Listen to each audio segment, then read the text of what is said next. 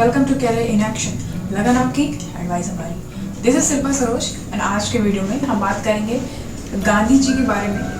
आज का वीडियो बहुत ही स्पेशल होने वाला है। तो वीडियो स्टार्ट करने से पहले मैं कुछ चीज़ें बताना चाहूँगी कि अगर आपने चैनल को सब्सक्राइब नहीं किया है और बेल आइकन नहीं प्रेस किया है तो प्लीज़ चैनल को सब्सक्राइब जरूर करें और बेल आइकन जरूर दबाएं ताकि हमारी फर्दर आने वाली वीडियो आप तक पहुँचते रहे। तो चलिए फिर आज का वीडियो स्टार्ट करते हैं। तो आज के वीडियो में हम देखेंगे गांधी जी के बारे में। तो गांधी जी से इम्पोर्टेंट जितने भी क्वेश्चंस हैं है ना, वो हम कंप्लीट करेंगे। तो चलिए फिर शुरू करते हैं, बढ़ते हैं आगे। जितने भी कॉम्पिटिटिव एग्जाम्स है उसमें गांधी जी से रिलेटेड क्वेश्चंस काफ़ी ज़्यादा आते हैं, क्योंकि उन्होंने जो हमारा इंडिपेंडेंस मूवमेंट था उसमें गांधी जी का बहुत ही ज़्यादा हाथ था। तो उनके बिना आई थिंक इंडिपेंडेंस मिलना मुश्किल था, तो इसलिए उनका बहुत ही ज़्यादा स्पेशल रोल है इसमें। तो वहाँ से क्वेश्चन कैसे पुटअप होते हैं वो चीज़ हम देखेंगे, कैसे स्टाइल होता है पूछने का, वो सारी चीज़ हम देखेंगे। तो चलिए फिर शुरू करते हैं। सबसे पहले हम देखें गांधी जी की बात करें तो गांधी जी 19 से लाइमलाइट में आए हैं, 1947 तक रहे। ओके, सो गांधीयन एरा, अगर हम इस एज की बात करें, इस एरा की बात करें कि ये कौन सा एज है, 1990 से 1947 को गांधीयन एज कहते हैं। ओके, क्योंकि इस समय गांधी जी लाइमलाइट में आए थे और इन्होंने काफ़ी ज़्यादा मतलब एक हद पार कहते हैं उसको कि एक बहुत ही स्पेसिफिक रोल इन्होंने निभाया है इंडिया इंडिपेंडेंस में। ओके, तो चलिए फिर शुरू करते हैं। सबसे पहले देखेंगे बॉर्न ऑन, इनकी जन्म कब हुई, सबसे इंपॉर्टेंट क्वेश्चन पहला तो यही है। 2 अक्टूबर 1869 को इनका जन्म हुआ था। तो याद रखिएगा ये इंपॉर्टेंट है, 1869 इसको भूलना नहीं है। तो 2 अक्टूबर 1869 में इनका जन्म हुआ था। कहाँ पे जन्म हुआ था? पोरबंदर, गुजरात में। ओके, प्लेस ऑफ बर्थ यानी पोरबंदर, गुजरात में। अगर इनकी बात करें कि गांधी जी का पूरा नाम क्या था, तो याद रखिएगा मोहनदास करमचंद गांधी इनका पूरा नाम था। ओके, थर्ड हम देखेंगे इनके फादर का नाम क्या था। इनके फादर का नाम था करमचंद गांधी। ओके, करमचंद गांधी याद रखिएगा, करमचंद गांधी। काफ़ी सारे एग्जाम्स में ऐसे पूछ लिया जाता है कि इनके फादर का नाम क्या है, तो याद रखिएगा करमचंद गांधी नाम है इनके फादर का। फोर्थ नंबर देखेंगे इनके मदर्स नेम, इनकी माता का क्या नाम था, तो मदर्स नेम तो याद रखिएगा पुतली बाई। यहाँ क्या होता है कि लोग इतना ज़्यादा कंफ्यूज हैं कि इनकी मदर और इनकी वाइफ के बीच में, कि इनकी वाइफ का नाम क्या है और इनकी मदर्स का नाम क्या है। तो अगर हम वाइफ की बात करें तो याद रखिएगा कस्तूरबा बाई यानी कस्तूरबा गांधी इनकी वाइफ का नाम था। ओके, इनकी माता का नाम पुतली बाई था। ओके, इनकी पत्नी का नाम कस्तूरबा गांधी था और इनकी माता का नाम पुतली बाई था। याद रखिएगा पुतली बाई इनकी माता का नाम था और कस्तूरबा गांधी इनकी वाइफ का नाम था। दोनों को एक अलग अलग मत लगा दीजिएगा। एग्जाम में लोग अक्सर कंफ्यूज होकर मदर्स ने कस्तूरबा गांधी लगा देते हैं और वाइफ में लगा देती हैं पुतली बाई, तो ये गलती ना करें। याद रखिएगा, ध्यान से देखिए, मदर ने पुतली बाई है, वाइफ कस्तूरबा गांधी। ठीक है, फादर्स का ऑक्यूपेशन अगर हम देखें, इनके फादर क्या थे, करमचंद गांधी, तो दीवान थे। ओके, दीवान थे। कहाँ के दीवान थे? पोरबंदर के, राजकोट के और बीकानेर के, 3 जगह के दीवान थे इनके फादर। ओके, अगर हम कस्तूरबा बाई की बात करें यानी कस्तूरबा गांधी की बात करें तो इनकी मौत कब होती है? 1944 में पुनागीर जेल। ओके, पुनागीर जेल में इनकी वाइफ का डेथ हो जाता है 1944 में। ओके, देखिए यहाँ पे क्या है कि हमें इंपॉर्टेंट फैक्ट्स देखने हैं, कहाँ से एग्जाम से पूछे आ सकते हैं। अगर हम तरीके से लाइफ हिस्ट्री पढ़ने लगे तो बहुत टाइम लग जाएगा। हमें इंपॉर्टेंट चीज़ से पुटअप करना है, हमें इंपॉर्टेंट चीज़ कवर करनी है जो कि एग्जाम्स के पर्सपेक्टिव से इंपॉर्टेंट है। ओके, तो नेक्स्ट हम देखेंगे क्या कि गांधी जी की अगर बात करें तो ये इंग्लैंड कब गए? 1889 में ये इंग्लैंड चले गए थे। ओके, अगर हम बात करें कम बैक यानी कि 1889 में यानी कि 20 साल की उम्र में ये इंग्लैंड चले गए थे। अच्छा, तो वापस जब आए हैं यानी कम बैक तो 1891 में आए हैं, समझ रहे हैं, बैरिस्टर बन के, ऐसे नहीं, बैरिस्टर बन के वापस जब आए हैं इंग्लैंड से तो बैरिस्टर बन के आए हैं 1891 में। डेट इंपॉर्टेंट है यहाँ पे, डेट याद रखिएगा। ओके, सो फिर इसके बाद क्या हुआ कि ये साउथ अफ्रीका कब गए? साउथ अफ्रीका गए ये 1893 में, यानी कि 1891 में आए ये और उसके बाद 2 साल बाद ही ये साउथ अफ्रीका चले गए 1893। अच्छा, तो कौन सी सिटी में यहाँ रुके? नाटर। ओके, नाटर में रुके यहाँ। और रीज़न क्या था? अगर रुके तो रीज़न भी होगा कुछ, बिल्कुल था। Went as a lawyer of a firm of Porbandar Muslim merchant Dada Abdullah. ये बहुत ही इंपॉर्टेंट है। इनकी जान पहचान थी एक मुस्लिम मर्चेंट दादा अब्दुल्ला के साथ, तो वहाँ पे वो गए थे उनका केस लड़ने, एज ए लॉयर गए थे वहाँ पे, पोरबंदर के एक फर्म में गए थे। तो वहाँ पे दादा अब्दुल्ला जो मुस्लिम मर्चेंट थे उनका एक केस चल रहा था, तो उनके सिलसिले में केस लड़ने गए थे, एज ए लॉयर गए थे। ओके, अब क्या हुआ कि वहाँ पे साउथ अफ्रीका में रहे भी हैं ये कितने साल, 21 साल। तो ये इंपॉर्टेंट है, यहाँ पे क्वेश्चन में ऐसा पूछा जा सकता है कि साउथ अफ्रीका में गांधी जी कितने साल रहे हैं। तो आप याद रखिएगा 21 ईयर्स। ओके, अब क्या हुआ कि आगे हम देखेंगे इन नोट में कुछ बहुत ही इंपॉर्टेंट है, वो ये है, there was a deeply shocked by the political disabilities imposed upon Indian residents. Okay, तो वहाँ पे क्या हुआ कि साउथ अफ्रीका में इंडियंस भी रहते थे, तो क्या हुआ कि जो इंडियन रेसिडेंट्स थे उनके ऊपर एक पॉलिटिकल डिसेबिलिटी जो इम्पोज किया जा रहा था वहाँ पे इंडियन रेसिडेंट्स जो थे। तो ये देख के गांधी जी को बहुत ही ज़्यादा आघात लगा, बहुत ही शॉक हुआ कि ऐसा कैसे हो रहा। तो वहाँ पे उनको क्या कहते हैं, क्या देखना पड़ा, रेसिस्ट, रंग का भेदभाव वहाँ देखने को गांधी जी को मिला। ओके, इंडियंस को ऐसा ट्रीट नहीं किया था कि वो भी इंसान है या वो भी गोरे की बराबरी कर सकते हैं। तो ये सारी चीज़ें वहाँ पे उनको फेस करनी पड़ी। चलिए फिर आगे देखते हैं आगे क्या हुआ। सो आगे क्या हुआ कि गांधी जी डरबन से प्रिटोरिया जा रहे थे। ओके, ट्रेन से, फर्स्ट ए क्लास में सीट उन्होंने लिया था, ए क्लास की सीट थी उनकी ट्रेन से। तो डरबन से प्रिटोरिया जा रहे थे। ओके, साउथ अफ्रीका की बात है ये साउथ अफ्रीका की बात है। ओके, तो क्या हुआ कि जब डरबन से प्रिटोरिया जा रहे थे तो उसी के बीच में क्या पड़ता है, पीटरमैरिट्सबर्ग रेलवे स्टेशन। ओके, पीटरमैरिट्सबर्ग की बात करें तो साउथ अफ्रीका का एक सिटी है। ओके, इसी के नाम से रेलवे स्टेशन है। तो यहाँ पे डरबन और प्रिटोरिया के बीच में पीटरमैरिट्सबर्ग पड़ता है, जो कि डरबन से पीटरमैरिट्सबर्ग अगर बात करें तो 67 किलोमीटर है, और अगर प्रिटोरिया की बात करें तो 482 किलोमीटर है। ओके, तो यहीं पे तो वहाँ पे जो ऑफिसर लोग थे, जो मतलब टीटी जो टिकट रहते हैं, चेक करते हैं, तो वो लोग क्या किए, उन्होंने वहाँ पे गांधी जी को वहाँ से उठा के बाहर फेंक दिया। मतलब रेलवे स्टेशन पे ट्रेन से बाहर उनको फेंक दिया गया, ये कह के कि मतलब रंग भाव भेद का भाव कि मतलब ये इंडियंस कैसे इसमें सफ़र कर सकते हैं, और जबकि उनके पास टिकट भी था, A1 का टिकट था, उसके बावजूद ये हाल है। तो ये चीज़ उनको देखा तो उनको बहुत ही ज़्यादा अंदर से दुख हुआ, बहुत ज़्यादा एलिनेशन की भावना लगी उनको। उसके बाद फिर क्या हुआ कि गांधी जी ने क्या किया, गांधी इन साउथ अफ्रीका में इन्होंने एक इस्टेब्लिश किया, क्या इस्टेब्लिश किया, एक संगठन इस्टेब्लिश किया जिसका नाम था नेशनल इंडियन कांग्रेस। ओके, कब किया, 1894 में। तो ये इंपॉर्टेंट है, यहाँ पे इसको याद रखिएगा। 1894 में नेशनल इंडियन कांग्रेस की स्थापना की इन्होंने साउथ अफ्रीका में। ओके, समझ में आया, ये इंपॉर्टेंट है। ऑलराइट, तो अब नेक्स्ट क्या है कि इन्होंने न्यूज़पेपर भी स्टार्ट किया। तो ही स्टार्टेड न्यूज़पेपर जिसका नाम था इंडियन ओपिनियन। याद रखिएगा, इंडियन ओपिनियन जो था ये भी न्यूज़पेपर था, वीकली न्यूज़पेपर था। कब स्टार्ट किया, 1903 में। ओके, 1903 में ये वीकली न्यूज़पेपर स्टार्ट किया जिसका नाम था इंडियन ओपिनियन। तो क्वेश्चन ऐसे आते हैं कि इंडियन ओपिनियन किसकी न्यूज़पेपर है, तो आपको बताना होगा, ऑप्शन आपको दिया रहेगा, तो आप महात्मा गांधी लगाएंगे। ओके, डेट भी पूछ सकता है कब इसको कब स्टार्ट हुआ, तो 1903 आप लगाए। ओके, तो याद रखिएगा ये उर्दू में नहीं था, ये जो इंडियन ओपिनियन न्यूज़पेपर था ये उर्दू में नहीं था। ओके, आगे देखेंगे 15 नंबर 1904 में क्या हुआ।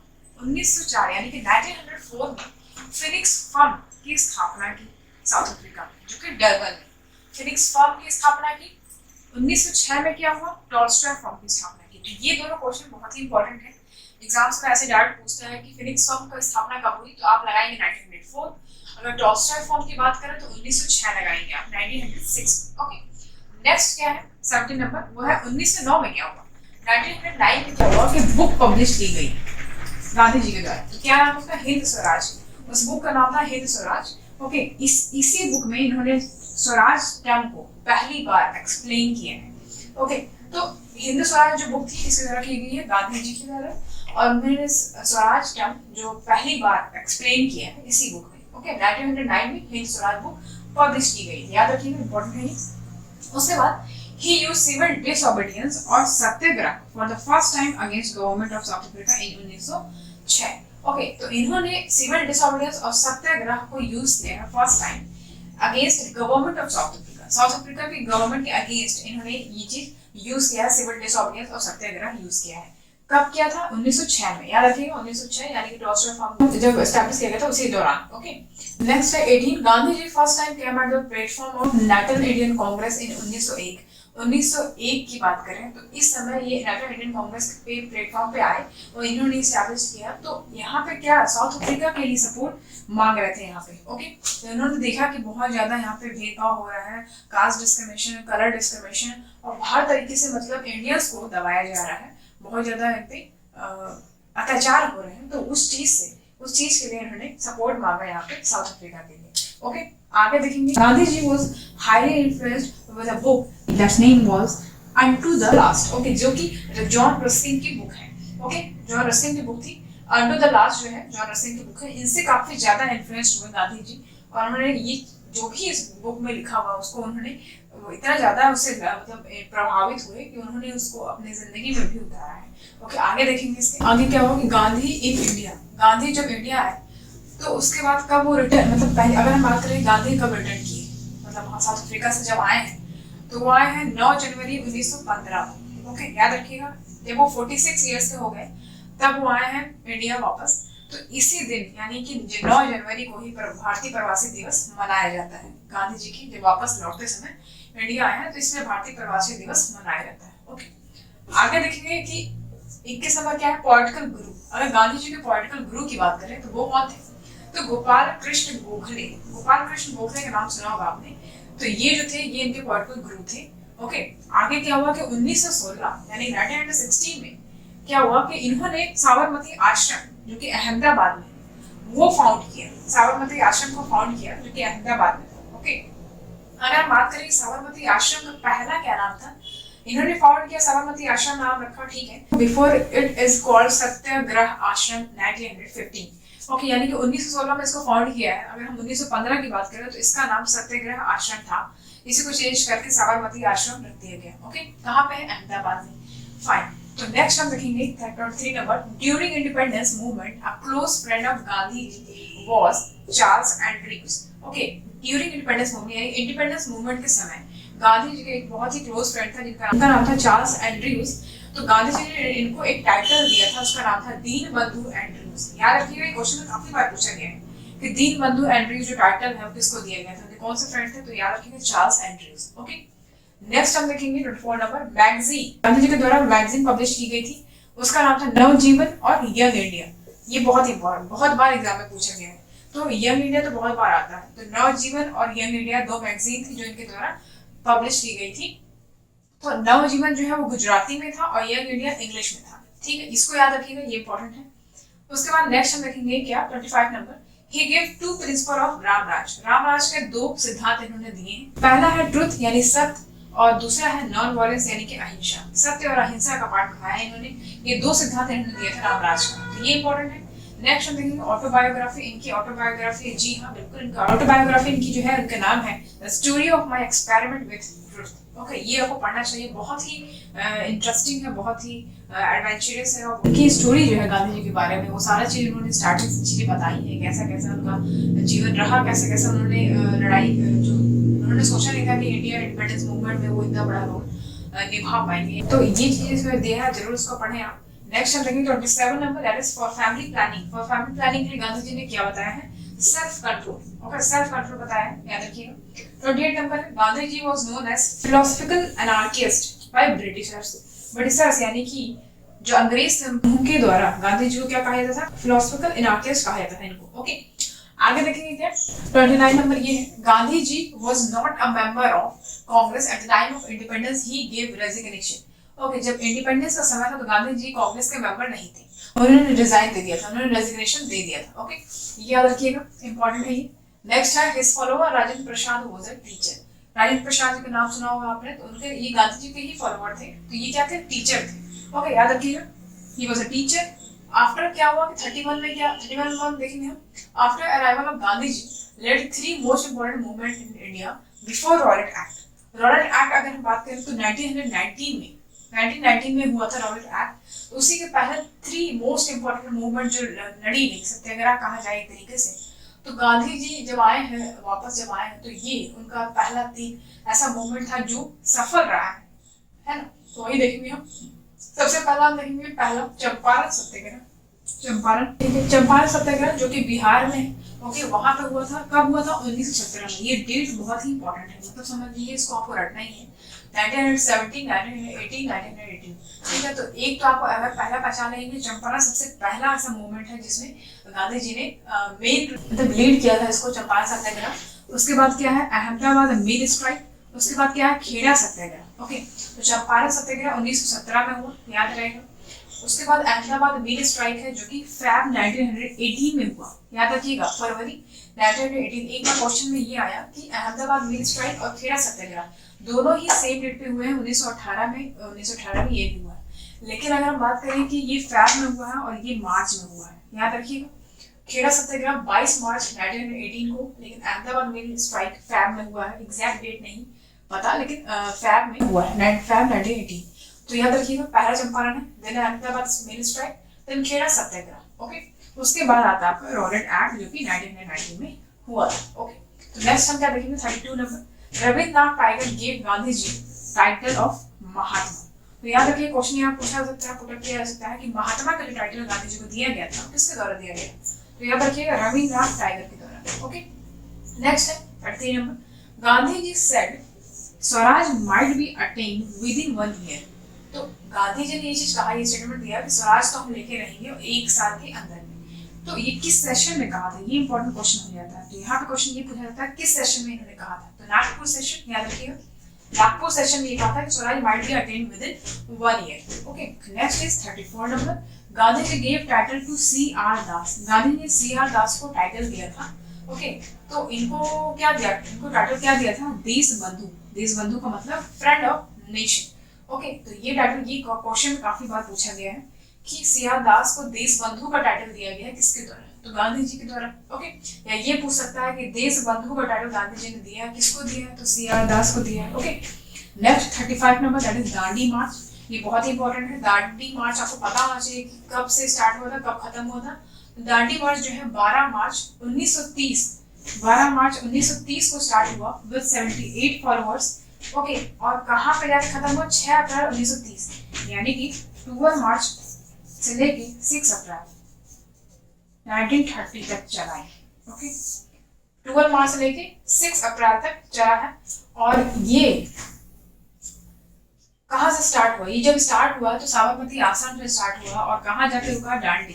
ओके, दांडी मार्च, इसीलिए इसको बोला गया दांडी मार्च। दांडी गुजरात में, साबरमती आश्रम अहमदाबाद में। तो यहाँ से स्टार्ट किया गया, यहाँ तक पहुंचा गया। ये दोनों का सफर जो है, यानी साबरमती आश्रम से लेकर दांडी का जो सफर था वो 375 किलोमीटर अप्रॉक्स इसका डिस्टेंस था। ओके, डिस्टेंस भी कभी कभी क्वेश्चन में पूछ लेता है, तो ये याद रखिएगा। उसके बाद जब यहाँ पहुंचे हैं दांडी, तो उन्होंने क्या किया? They broke the law by taking sword in hand on 6 अप्रैल 1930। वहाँ पे क्या है, कानून और नमक को हाथ में उठाते हुए और कानून को तोड़ते हुए वहाँ पे इन्होंने ये जो सॉल्ट जो मार्च था ये कंप्लीट किया। तो ये मार्च याद रखिएगा 12 मार्च से लेकर 6 अप्रैल 1930 तक चला। ओके, ये याद रखिएगा। आगे देखेंगे हम 37 नंबर। उसमें क्या होता है कि फर्स्ट राउंड टेबल शुरू होता है। अब क्या होता है कि आज़ादी के लिए बात हुई तो फर्स्ट राउंड टेबल हुआ, तो वहाँ पे कांग्रेस क्या होता है कि कांग्रेस पार्टिसिपेट करती है, मुस्लिम लीग है और बहुत सारे जो मेंबर्स हैं वो पार्टिसिपेट करते हैं, ब्रिटिशर्स हैं। तो फर्स्ट राउंड टेबल होता है 1930 और 1931 में, 1930 और 1931 में समय है। फर्स्ट राउंड टेबल होता है, तो कहाँ पे होता है? सेंट जेम्स पैलेस, लंदन में। कितने लोग पार्टिसिपेट किए थे? के.टी. पाल, B.R. अम्बेडकर, एम जिन्ना, आगा खान और महात्मा गांधी पार्टिसिपेट नहीं किए थे। याद रखिएगा, इंपॉर्टेंट है ये। तो क्वेश्चन में ऐसे पूछते हैं। देखिए, 3 राउंड टेबल हुए थे, first round table conference, second round table conference और थर्ड राउंड टेबल कॉन्फ्रेंस। तो जो सेकंड राउंड टेबल कॉन्फ्रेंस हुआ था सिर्फ उसी में गांधी जी पार्टिसिपेट किए थे, बाकी फर्स्ट और थर्ड में पार्टिसिपेट नहीं किए थे। ओके, तो थर्ड में तो कांग्रेस पार्टिसिपेट ही नहीं की थी। ओके, फर्स्ट की अगर हम बात करें तो कांग्रेस पार्टिसिपेट की थी, लेकिन उसमें कुछ लोग मेंबर्स थे जैसे के.टी. पाल, B.R. अम्बेडकर, एम जिन्ना और आगा खान, इतने लोग पार्टिसिपेट किए थे। ओके, तो ऑप्शन में आपसे पूछ सकता है, तो आप ये चार जरूर लगाएंगे अगर ऑप्शन में होगा। महात्मा गांधी पार्टिसिपेट नहीं किए। ओके, और हम सेकंड की बात करें, 38 नंबर देखिए, सेकंड राउंड टेबल कॉन्फ्रेंस जो हुआ वो 1931 में हुआ। ओके, सो इसमें जो है इंडियन वुमेन जो कि सरोजिनी नायडू और एनी बेसेंट जो थी, इन्होंने पार्टिसिपेट किया सेकंड राउंड टेबल में और गांधी जी इसमें पार्टिसिपेट किए थे, गए थे और जो शिप से गए थे उसका नाम था एसएस राजपुताना। इस शिप का नाम भी पूछा जा सकता है कि एसएस राजपुताना शिप का नाम था और सेंट जेम्स पैलेस वही लंदन में हुआ था। ओके, तो यहाँ पे क्या हुआ? Gandhi ji got dissatisfied and come back and started again civil disobedience movement. Okay, तो गांधी जी डिससेटिस्फाइड हो गए क्योंकि वहां भी बात नहीं हुई, कांग्रेस की बात नहीं रखी गई। ओके, सो वापस आ गई। और अगर फिर से थर्ड राउंड टेबल कॉन्फ्रेंस होता है जिसमें कि 1932 में होता है, तो कांग्रेस तो इसमें पार्टिसिपेट ही नहीं करती, यानी गांधी जी तो है ही नहीं फिर इसमें पार्टिसिपेट ही। जब कांग्रेस पार्टिसिपेट नहीं की तो गांधी जी भी नहीं थे। तो इसलिए कुल मिला के बात ये है, यहाँ पे समझने का ये है सेकंड राउंड टेबल में सिर्फ गांधी जी पार्टिसिपेट किए थे, बाकी किसी ने नहीं। ओके, नेक्स्ट देखेंगे हम 40 नंबर नॉन कॉपरेशन मूवमेंट। अब देखिए यहाँ पर कुछ इंपॉर्टेंट मूवमेंट्स हैं जो कि आपको याद करना ही होगा। Direct match the flowing question आते हैं, आपको डायरेक्ट टिक करना है ईयर देके। ओके, याद रखिए। तो नॉन कॉपरेशन मूवमेंट सबसे पहले देखिए सीरियल वाइज मैंने लिखा है। नॉन कॉपरेशन मूवमेंट 1920 से 1922 तक चला। ओके, उसके बाद है civil disobedience movement 1930। Okay, next है कॉमनर अवार्ड, ये भी क्वेश्चन में काफी बार आया है। तो ये कब स्टार्ट हुआ? अगस्त 1932 में स्टार्ट हुआ। ओके, तो डेट याद रखना आपको, कॉमनर अवार्ड 1932। नेक्स्ट हम देखेंगे 43 है पूना पैक्ट। पूना पैक्ट सितंबर 1932 में स्टार्ट हुआ। याद रखिएगा पूना पैक्ट कब साइन हुआ? सितंबर 1932 में। ओके, तो 1932 याद रखिएगा, पूना पैक्ट 1932। फिर है 44 नंबर मुक्ति दिवस। मुक्ति दिवस जो है मुस्लिम लीग के द्वारा सेलिब्रेट किया गया, मनाया गया 22 दिसंबर 1939। तो डेट याद रखिएगा, 1939 में मुक्ति दिवस सेलिब्रेट किया गया मुस्लिम लीग के द्वारा। ओके, नेक्स्ट है 45 number, that is August offer. August offer 8 अगस्त 1940, क्योंकि ये 8 अगस्त में आया इसलिए इसको अगस्त ऑफर रखा गया। ओके, नेक्स्ट है 46 नंबर इंडिविजुअल सत्याग्रह और दिल्ली चलो मूवमेंट। ओके, सो इंडिविजुअल सत्याग्रह का ही नाम है दिल्ली चलो मूवमेंट, जो कि 17 अक्टूबर 1940 में स्टार्ट हुआ। ओके, इंडिविजुअल सत्याग्रह। तो यहाँ से क्वेश्चन काफी इंपॉर्टेंट है, काफी ज्यादा क्वेश्चन आते हैं, तो याद रखिए इंडिविजुअल सत्याग्रह 1940 याद रखिएगा। नेक्स्ट हम देखेंगे फर्स्ट इंडिविजुअल सत्याग्रही कौन था, तो याद रखिएगा विनोबा भावे। और क्वेश्चन में ये भी पूछता है कि सेकंड इंडिविजुअल सत्याग्रही कौन है, तो आप बताएंगे जवाहरलाल नेहरू। ओके, नेक्स्ट है 48 number, that is Cripps mission कब आया, तो याद रखिएगा 1942। तो याद है ये क्वेश्चन में बहुत बार पूछा गया है, डायरेक्ट डेट पूछा है, तो क्रिप्स मिशन 1942। नेक्स्ट हम देखेंगे क्या 49 नंबर, क्विट इंडिया मूवमेंट कब आया, इसको अगस्त रिजोल्यूशन भी कहते हैं। तो याद रखिए क्विट इंडिया मूवमेंट जो है 14 जुलाई 1942 में आया। ओके, क्विट इंडिया मूवमेंट यहाँ देखिए, पहला नॉन कॉपरेशन मूवमेंट, फिर सिविल डिसओबीडियंस मूवमेंट, फिर है क्विट इंडिया मूवमेंट जो कि 1942 में आया। उसके बाद है सीआर फॉर्मूला। तो सीआर फॉर्मूला को राजत फॉर्मूला भी कहते हैं, जो कि 1944 में आया। ओके, तो ये याद रखिएगा, इंपॉर्टेंट है, क्वेश्चन में ऐसा पूछा जा सकता है कि 1944 में कौन सा फॉर्मूला आया, राजत फॉर्मूला या फिर सीआर फॉर्मूला, जो भी नाम है इसका, याद रखिएगा। नेक्स्ट है 51 number, that is Wavell plan. Okay, last में वेबल प्लान आता है 1945 का समय। ओके, उसी के बाद ठीक एक साल बाद आता है कैबिनेट मिशन 1946, जो कि हमारा कॉन्स्टिट्यूंट असेंबली बनाता है, जो कि हमारा संविधान बनाता है और हमारा देश जो है आजाद हो जाता है यहाँ पे। उसी के दौरान क्या होता है, गांधी जी डेथ हो जाती है। तो कैसे होता है, 30 जनवरी 1948 का समय जब था, तो नाथूराम गोडसे जो थे, इन्होंने क्या किया, इन्होंने गोली मार के इनकी हत्या कर दी थी। इन्होंने शॉट कर दिया वो डेड, और इतने गोली मारे जब तक वो जमीन पे गिर नहीं गए। ओके, तो इस तरीके से इनकी यहाँ पे डेथ हो जाती है। तो 1948 की डेट इंपॉर्टेंट है, याद रखिएगा 30 जनवरी 1948 में इनकी डेथ हो जाती है। ओके, गांधी जी की। सो दैट्स ऑल स्टूडेंट, यहाँ पे वीडियो खत्म होता है। आई होप आपको वीडियो अच्छा लगा होगा, आपको चीजें समझ में आई होंगी।